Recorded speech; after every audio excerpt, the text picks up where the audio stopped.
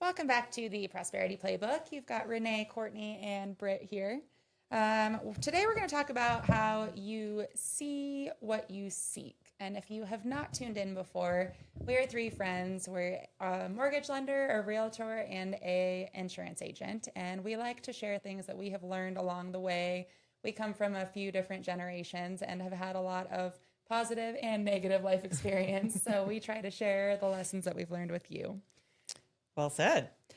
So today we kind of want to talk about what you see is what you seek. And basically, I'm a huge fan of mindset. I think your mindset is one of the most important things as far as determining your success, whether that be in relationships or financially or in your career or whatever that looks like. So this topic came up because I saw a thing the other day on social media. It was actually on, it was a Tony Robbins thing.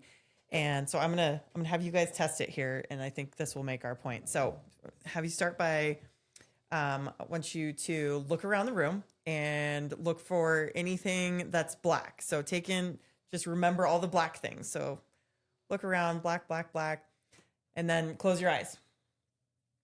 I feel like I'm cheating since you told us about this. Okay, tell me the things in this room that are pink without opening your eyes. Those flowers. No idea. Okay. So now you can kind of open your eyes and now look around. And now what do you notice that are things that are pink? Flowers, book, folder, dog tongue. Dog collar. Yeah, exactly. So when you were only looking for the things that were black, you couldn't see the things that were pink, right? So this is called reticular activator, and what you focus on expands. So it's like if you just bought a red car or you're thinking about buying a red car, all of a sudden you notice everybody else has red cars. Like I drive a gray Ford Raptor, and all I see everywhere, I think that everybody in town drives a gray Ford Raptor because that's what I'm tuned into looking. But I'd never noticed how many of those there were before I actually bought that truck. So the moral of the story is if you think a certain way about yourself, or you think a certain way about what's happening in our country, our government, a news story, whatever it is, you are going to unconsciously look for things that will validate your current opinion, whether that's your opinion about you or your opinion about somebody else or an event. And so it's just kind of to demonstrate how powerful that is and how much of an effect that truly has on your life. And I think the biggest thing there is, like, if you're looking for positive things, you're going to find positive things. If you wake up and every day you are just like looking like your job sucks and you hate where you live and you maybe don't like your spouse anymore and your dog took a shit on the floor, like whatever it is, like if you start off your day in that negative tone, that is what you're going to see the rest of the day. So setting good like morning routines. And, I'm not going to start by saying you can never be negative. You can never be unhappy, because I think that's an important part of it too. But it's about like understanding not to stay there forever and how you can get yourself out. Absolutely. I mean, I think that can translate to so many different areas of our life. And I feel like one of the places that this comes up for me a lot is I end up being very stressed and I end up being very busy. And when I'm stressed and I'm busy, new opportunities I close the door on because I'm just like, oh, I'm so stressed. I don't have time. I don't have time. I don't have time. But when you think about it, like how many hours a day are you sleeping? Maybe you're sleeping like 7 to 9 hours, and then you're working 8 hours. And then there are still 6 to 8 hours that are yours to do whatever you want. Except for it gets dark this time of I year. do hate that. Yeah. But okay, it gets dark. You can still journal. You can still Right. build so many hobbies. You can still go to networking events. You can still socialize. You can still exercise. Like there are still so many opportunities that we can embrace. But if you're just like, oh, I'm exhausted, I'm stressed, I'm busy, then you're probably going to get home and feel like you only have time to cook dinner and go to bed. Yeah. And, instead you're like, you know what? I'm busy. I'm rolling with the punches. I've got a lot going on and I'm open to opportunity. It's crazy how just the simplest mindset shift can change your life. I feel like I need to be more of that because I wake up open to opportunities too much. And I feel like I need to shut the door and focus more and be more structured and just have my I don't know, 5 things that I'm going to focus on for the week and not accept all these other invitations, like being on the news the other day. It didn't take a lot of time, but it was just one more thing to add to my day that wasn't on my schedule or getting sick. It's interesting that you say that. Interesting that you say that because at the beginning of last year, one of my goals was to say no more often because, people pleaser and just saying yes to everything. So I was really intentional about saying no to more things. And because of that, I was able to then say yes to the right things. Exactly. But I noticed because I shifted my mindset in that and I made that really important where when somebody would ask me to do anything, I forced myself to just bite my tongue and pause for a minute and really chew on what it was that they were asking me to do. And most of the time I would say no. And at first it was really uncomfortable. Mm-hmm.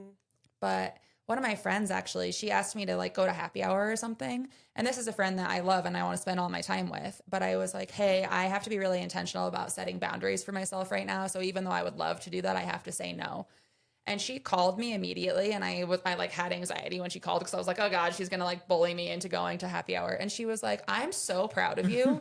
And I need to do that more. And thank you for showing me what that can look like. And I was mind blown. And it was just a big pat on my back. And thank you to my friend because I needed that more than I knew that I did. But now it has become so much more of a habit where I don't have to think about saying no now. It's just kind of become more automatic. So I think I'm going to have to think about it before I say yes and just say, I'm going to have to think about this and then ask myself, how is it going to benefit me?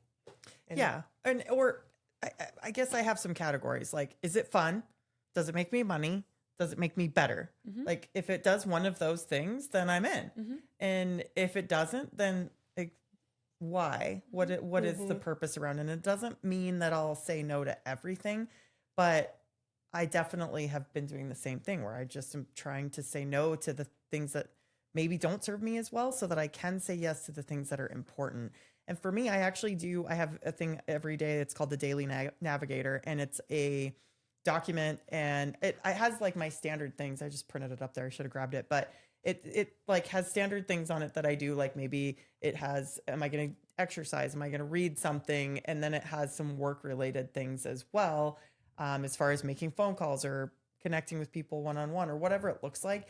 And each day I go through, mark the things that I'm going to do. It has a spot to put a couple gratitudes for the day.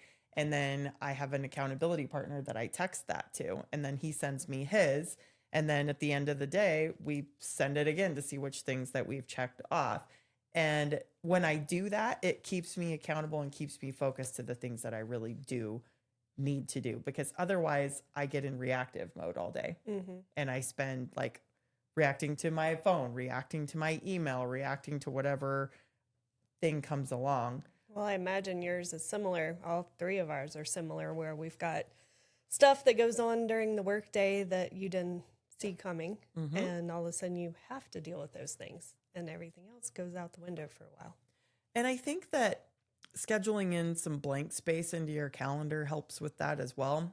I know the days that I have just scheduled absolutely full, there's no time to react to those things. And as much as my team is awesome, it just happens. So, well, I think that even on those busy days, though, mindset is really important, where you mentioned gratitude. And I think if you are feeling really stuck, if you're feeling like everything that you are seeing is negative or isn't moving you forward, or, that could be financial, it could be a job, it could be a partner, or it could just be you are seeing the world through a negative lens and everything is just kind of frustrating. I think that that's happening with a lot of people in the current political environment, regardless of what your beliefs are. It can be very doom and gloom and, oh, this is all sucky and whatever. But I started doing this gratitude journal that one of my best friends gave me. And in the morning, it asks what your positive affirmation for the day is. It tells you to list 3 things that you're grateful for. And it says, how are you going to make today great? And then in the evening, it asks you what your positive deed was for the day. If if you did something positive for somebody else, it asks what great things you experienced that day. And then it asks for a lesson that you learned. It's called the 6-minute journal, and it's meant to be 3 minutes in the morning and 3 minutes in the evening. So if you say you don't have time for that, you're lying. And I love it because it has really shifted my mindset where I have to search for the positive. And a lot of times, even in a really busy, stressful, somewhat negative day, there is something positive that happened. And this journal really has kind of changed my life because I am a very positive person. I always have been. But being able to make sure that I am writing those things down and really finding gratitude, even around the hard things, has been amazing. I think that's awesome. I really think ending your day and starting your day, kind of that bookend, is a really huge thing. And again, I just want to reiterate, we're not saying the goal is to be happy and positive every single second of every single day, because nobody will want to be around with you if you were that person either. Literally, shut up, stop talking, leave me alone. But I do think you're right.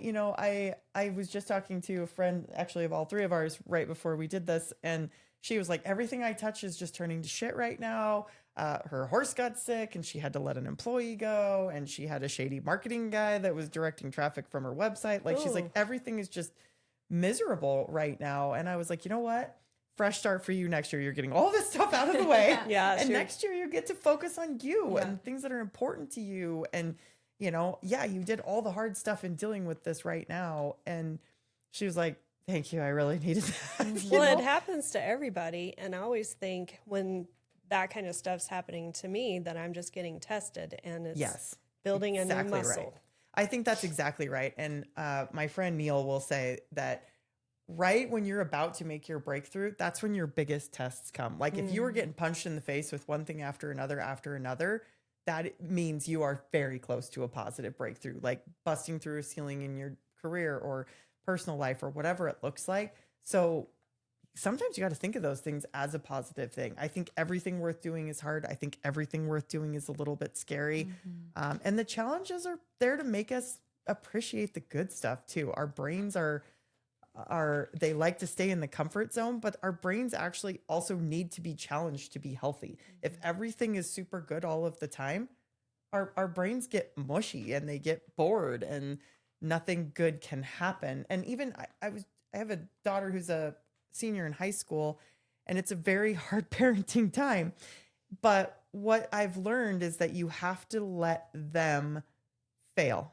You have to let them not succeed at things. You have to let them get hurt or get in trouble or do something wrong, because that's what gives them the confidence to know that they can. And our job as a parent is to be there and support them, not to get them out of it, not to whatever, not to fix it, not to prevent it, but to let them know that they're strong enough to do it and you still have their back even if they do screw up. Or you'll give them some ideas. I talk to my son all the time about, I wish I could save you. I wish I could fix things for you, but I know that is not going to help you. And he's getting heavily tested right now too. Yeah. One of the best things that we can do for our kids, for our friends, for ourselves is remember that you don't achieve a goal and then feel confident. You really have to choose your identity and then your life will grow around it. I think a couple of good examples are if you tell yourself, I'm a failure, that's your identity. You're going to find everything you can to prove yourself right in that. But if you then tell yourself, I'm a capable, resilient, unstoppable woman, you will also find all of the things that will prove that right. So if you're finding yourself, life is shit sometimes, sometimes you're throwing some curveballs that are really hard to deal with. But if you can focus on how can I use this to grow, to make my life better? How can I move past this? And you focus on the good and the positive. The more that you focus on that, the more that will grow. When I was going through a tough divorce, I discovered Think and Grow Rich by Napoleon Hill, which I know everybody hears about all the time. But it forced me to get out the 3-ring binder and write out everything he was telling me to write down. And it was basically focusing on where I wanted to go, who I wanted to be, and focusing on the positivity. So then I went and worked at the group home with the boys who didn't have their parents to give them hugs at night and tuck them in and read them a story. So I became that person and saw how resilient they were given all the tough times they were going through, and they didn't even know they were going through a tough time. Yeah. It was awesome. That is awesome. Well, yeah, I think we have to know that we can get through the tough times, and that is what our confidence gets built on. If everything is just super easy, that you don't build confidence that way because you don't have a reason. You have never overcome something to kind of show that. But it does go back to that old, I think it's a Henry Ford quote, whether you think you can or you think you can't, you're right. And I think that's 100% true. And trust me, your teenager does not want to hear you say this because I have tried it. And, one of the worst things I can hear out of my kid's mouth is I can't. I literally hate that, because if you think that going into it, You're right. you're right. Yep. You're right. You absolutely can't. And so it's a hard thing. And we're our own worst enemies on all of it for sure. But I do think there's certain things we can do within our day to start those things off. Like you said, your gratitudes is a huge one. And by the way, this doesn't have to mean the big things. Like, I challenge myself every day to write 3 gratitudes, and it can't be the same thing in any given week. And it's a lot of times little things like the sun shining outside or the snow's falling. yeah, Morning my cup of fireplace. coffee. Yes. Yeah, exactly. A roof over your head sometime, or waking up and, hey, my back doesn't hurt today. That's a freaking gift. Whatever it looks like. Sometimes just snuggling with the dog. So, Well, and what's so special about that is finding joy in the little things, finding gratitude in the little things, and then finding gratitude in the big things becomes super easy. But I feel like it shifts your mindset when you're looking for joy in your morning cup of coffee and a warm fireplace. yeah. It just dawned on me when I was a teenager growing up, and I was happy all the time, and my sister was not. And I would come in there and I'm like, think about all the kids in Ethiopia that have no food and they're have no shelter. And she's like, shut up. Oh yeah, I can remember that. There are starving kids in third world countries that wouldn't have those peas to eat, So you can annoy people with that as well, for sure. So I do want to go back to something that you mentioned a little bit, which is your daily schedule. Yeah. I actually this morning was in a class with a gal that owns 406 Barbell here in town, and we were talking a lot about time management versus energy management. And I think as humans and as business owners and as busy women, time management is like such a buzzword about how you can put, this amount of hours towards this and this amount of hours towards this. But it's priority management, isn't it? well, part of what she talked about is time management is, yes, how you spend your day. But energy management is why it matters and what makes it all worth it. And sometimes all of the things on your calendar might be need to do's, like to do, have to cross this off the list. But if you think about how you spend a typical day, there's definitely plenty of things that are filling the void, like doom scrolling or just, watching Netflix or parenting your parents or, things that suck your energy out of you and aren't actually helping you move the needle at all. And so she had us basically write out a graph, I guess you could say, of what our ideal energy wheel would look like and where we want to be putting all of our energy towards. And she said to put it into buckets of need to, want to, and then think I have to. And whenever I've cleaned my house, I have 3 piles. I have a keep, I have a sell, and I have a throwaway pile. And I've got one of those I just did today. yeah, there you go. So it was interesting to me to kind of put my thoughts down on paper and then put my thoughts into those buckets instead of keep, sell, and throw away. It was need to, want to, and think I have to. But it really helped me because I think that we do end up putting a lot of pressure on ourselves to think that we have to be a certain way or think that we have to spend our time a certain way. Yeah. And it's important to get rid of the think I have to. What do you want? What do you actually to your core want, believe, and then focus on those things? I think that's a really good point. And, we kind of started this conversation talking about being busy, and I think busy, I've talked about this before, but I feel like it gets to be a badge of honor for people. And I freaking hate it. Like, busy doing what? And so think about that. I have learned for myself, if I'm not somewhat busy, like if my to-do list isn't just a little overwhelming, I feel like I haven't done enough. I don't have enough on my plate. I need to get out and make more sales calls, like whatever that looks like. But at least I know, at least I'm aware that I have this neurotic thing. But I think a lot of people feel that way and not realize it. They just need their calendar to be full of something so that they can say, I'm busy, instead of like, how are you actually doing? I'm busy. Like that's everybody's easy reaction. Then you don't have to talk about real feelings or anything. And so figuring out what you need to stop doing is sometimes more important than what you need to start doing. And our brains can rewire themselves, but it's a very slow process. And a lot of times people want to go all in and be like, I'm just going to be this positive person forever right now. If you're not that person by nature, it's not going to happen in one day. So maybe it's simply thinking of one thing you're grateful for when you wake up and one thing you're grateful for when you go to bed, and just looking for those things. And even we used to do this with my daughter. And I would just say, who did you make smile today? Or another thing that we've talked about a lot is just like giving somebody a genuine compliment, because how good does it feel when somebody random in an elevator is like, oh my God, I love your earrings, just if you are in a funk, who can you help? Sometimes that's the best way to pop yourself out of it, is making somebody else smile. And it doesn't have to be that you gave them $1 million or you gave them a whole day. It can very simply be a genuine compliment, and you could get their day around and yours. I love to give the compliments. They come pretty naturally to me. But I think sometimes people have a hard time with giving compliments. Yeah, I think so too.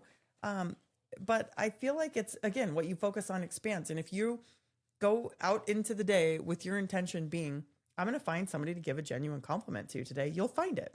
You will find somebody, assuming you leave the walls of your house. When I don't leave the walls of my house, I have lots of compliments from my dogs. Yeah, Wrigley. Yeah, they're easy to compliment. But yeah, I mean, an actionable step, really, the first step is awareness around where you stand right now. What lens are you seeing the world through? And then once you have that awareness, what do you want to see more of? What opportunities are you looking for? Is it confidence? Is it a persona? Is it a job? Is it a home? Is it just seeing the world through a more positive lens?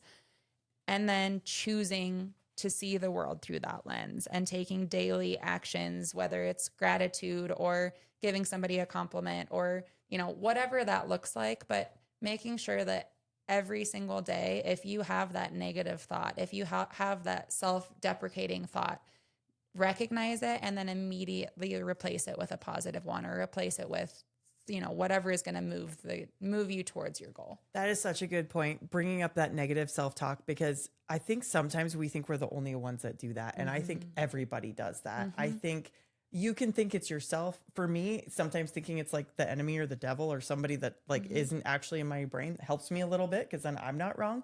But being able to separate that out and be like, you know what? Not today. I am going to think differently about this. I had a coach once that like actually taught me to yell back at my subconscious. I do that, or whoever this negative energy is. Like if your child's traveling or you're worried about them for any reason, and I just go, no, no, no. Yeah. And Have you seen Gremlins, the movie a Gremlins? long time ago, yes. Gremlins or Gremlins? Gremlins. Yeah. It's that is who I picture. That negative voice in my head is a gremlin. She's just like this nasty, mean little thing. Yeah, perfect. I love it. So if you can envision it being something other than yourself, sometimes it's easier to push it away. But don't fault yourself for having the negative thoughts. Just know how to like step past them. And you can literally talk back to yourself if you need to and go into that space. And I think it's a lot of times just about believing in yourself, and start with the little things. So a quick example for you. We went to Arizona for Thanksgiving with my family, and we went golfing with my dad. If you know me, I'm not a golfer. I've golfed like maybe 5-10 times in my life. And this is something that would have spun me out not that long ago. I would have been like, oh my God, this is going to be stressful. I'm going to embarrass myself. And I just kind of went into it and I was like, I mean, who cares? We're going to this golf course. We're the last ones of the day. I'm not holding anybody back. I'm just going to go have fun. And I actually golfed pretty damn well, because I wasn't in my head telling myself I couldn't do it. I hit great shots and all the stuff. And my daughter at the end of the day was like, oh my God, I golfed like shit. And I was like, you know what? I didn't. And she kind of looked at me. And my dad is like the king of never giving himself a compliment. He thinks super humble is the right way. And so do I. But I was like, you know what? I didn't do bad. I only hit one roof with one golf ball. Other than that, I kept it on the course. Was that like, a house? It was, yeah, absolutely. Yeah, it was a house, but it was fine. It wasn't a window, right? Hey, that's the risk they take living on a golf I course. know, that's right. And it was just one ball out of a whole 9 holes. I was like, you know what? That's pretty damn good. I only lost one ball the whole day. Yeah. And the point is celebrate the little wins. Like set your bar low. Don't expect to go out and be a PGA star if you're not a golfer. Yep. And then we were back at my house and we have a ping pong table that we were like, oh, let's play ping pong. And I was like, all right, let's do it. And I just like went into it like, oh yeah, I know how to do this. I'm good at this. I can watch me. I'm a really good server. And I just believed that I was. And I was just like serving these balls that I had no idea where they were coming from. And I like kicked everybody's butt. Josh and I played like 10 games. He beat me one time. And he's like, who are you? And I'm like, I don't know. I just decided today I was good at ping pong. Looking at me like I'm an idiot, but I'm like, no, legit. You're I like, just there's decided. something to this. I Well, just yeah. decided. Yeah, I love it. Well, I feel like we rub off positively on each I other think so, too. Yeah. Yeah, your circle matters a lot. That is a It really does. good point too. Like if you're trying so hard to be positive and be grateful and change your life and everyone that's around you is stuck in negativity, you got to find some more positive people in your circle that are going to help you take that step forward. Yeah, and it doesn't mean you can never be around those people again. Sometimes it does, frankly. But I feel like if people are negative, but they're looking to get out of it, I'm fine with that. I'm here. I got your back. I will help you. Do you want feedback? Do you just want to commiserate? Where are you at? But if it's the people that come at you time and time again with the same issues and they're doing nothing to change it, I honestly don't have patience. I don't have room in my life for that anymore because they're choosing to stay stuck in that. And I guess that's the moral of the story is you can choose to stay stuck where you're at, or you can decide you're damn good at ping pong. Yes. And I'm naturally a caregiver, and I used to seek that out and worked with my counselor to not do that anymore. But I'm willing to help people too anytime.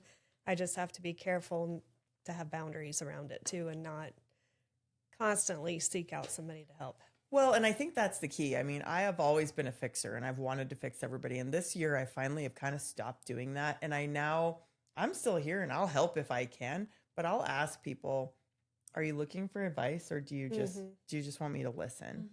And are you looking for help or do you just want me to listen? And I think they appreciate that. And it makes them think about what they really want too. Or are they just bitching to bitch or do they really want to move past it? That was a good reminder for me when you said that one other time when we were talking in here. Yeah. It's important to be able to bitch for the sake of bitching and to have friends that you can commiserate with and to go through the hard and the negative and just be able to voice it. All of those things will happen to every single one of us because we are human. But mindset is everything. You see what you seek, who you want to be will not come to fruition if you aren't actively making mindset shifts to become that person. One of my favorite quotes, I'm going to not say it word for word, but it's basically who you envision your future self as, show up today as her. Like start dressing the way that she dresses and talking the way that she talks. And, the only way to change your life is to be intentional about it. That's great advice. And actually, Dan Martell is a guy I follow and I've met him a couple of times. And he's very much about mindset and things like that. And I told him one point, I was like, man, I feel like I'm kind of stuck. I'm tired of my own shit. Like I want to get to this next level and I'm just not doing the things I need to do. And he's like, what does the Renee of the future do? Like, where does she go? What does she do? What's different about her than right now? And I was like, I don't know. And he's like, well, you're never going to get where you want to be until you figure that out. And I was like, shit. Like, well, right. Put it like and that. you know what? That was months ago and I still haven't figured it out. Like this isn't an instant thing where you just change. So I just want to make that clear that this is a process and it's a journey. And I feel like you hit on it earlier about talking about your goals and when you accomplish something, that's not where your confidence comes from. But our actual dopamine hit that is what we're looking for doesn't come from accomplishing the thing. It comes from almost accomplishing the thing. So like if you're going to go buy a new lake house, the dopamine hit doesn't come after. It's the point where you're almost there and then you're finally going to get it and you're want to buy it. That is the sweet spot. And then after that, it tanks. So it's actually the journey of getting where we want to go. That's what our body's craving. It's what our brain is craving. And once you hit those goals, you just got to find another big one again. So don't forget to enjoy the ride along the way and be present in the moment that you're at. And let's just wrap it up with a couple of action items on what can we do to just start putting ourselves in the right mindset. I told my husband this past week that I have goals for myself and that we need to have a dream board type conversation of what he wants out of the next 5 years and how are we going to do this together, because I need buy-in from him to be able to do what I need to do to make that happen. What was his response? Oh, okay. Well, that's good. I say this shit to my husband all the time, and he looks at me with a blank stare like, I'm not that guy. I'm like, yes, you are. Let's go.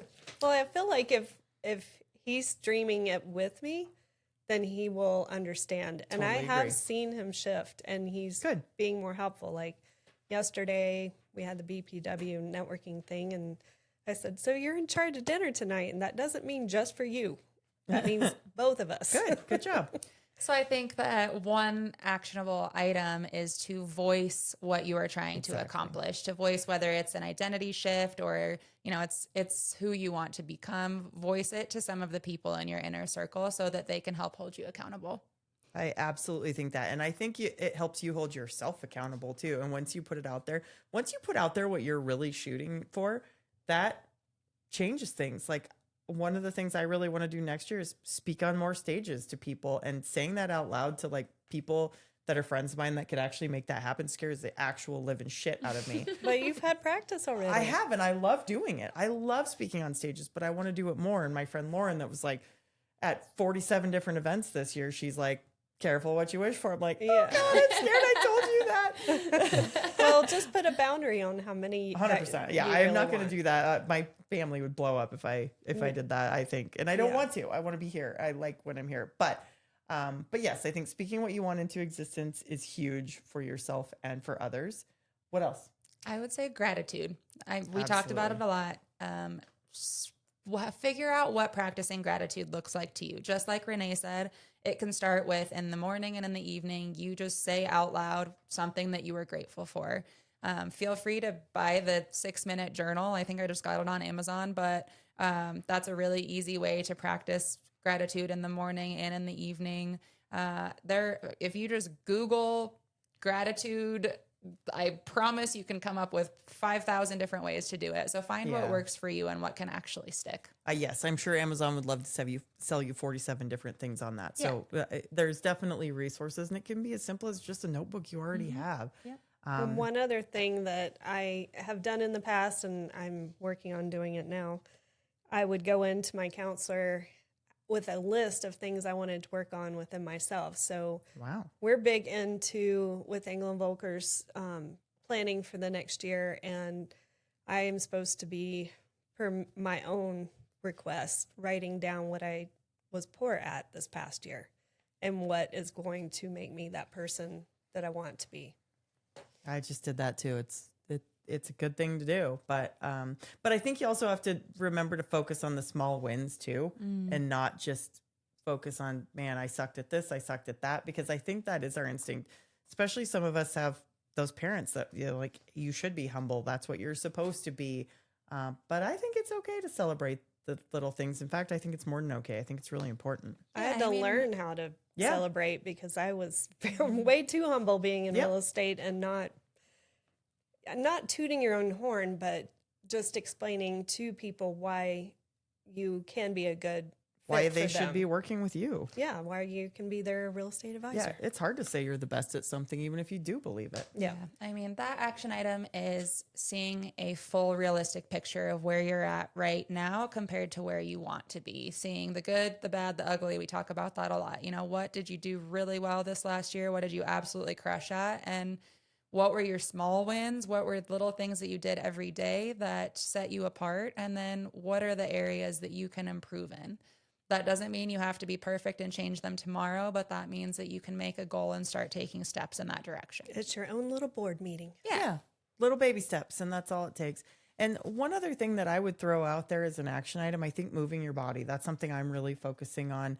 Um, my mom's been in town, which has been helpful because she's been holding me accountable to walking the dogs every day at lunch. And so that's another funny thing. I told my daughter the other day, I'm like, I'm going to go walk the dogs. And she's like, in the snow? I was like, well, yeah, it's better in the snow because then they don't come back all muddy. So it was like, you could look at it as walking the dogs in the snow sucks because it's cold. And I'm like, no, I like it better because now my house isn't a disaster after I get back. So, And they're tired. and they're tired and happy. And, just moving your body a little bit. Sometimes our body stores trauma as physical things in our cells, and it stores all of everything else too. The good, the bad, the ugly. It's all stored in us physically. So moving your body is sometimes the only way to make physical shifts and mental shifts. Yeah, absolutely. To be able to process everything. Mm-hmm. Mm-hmm.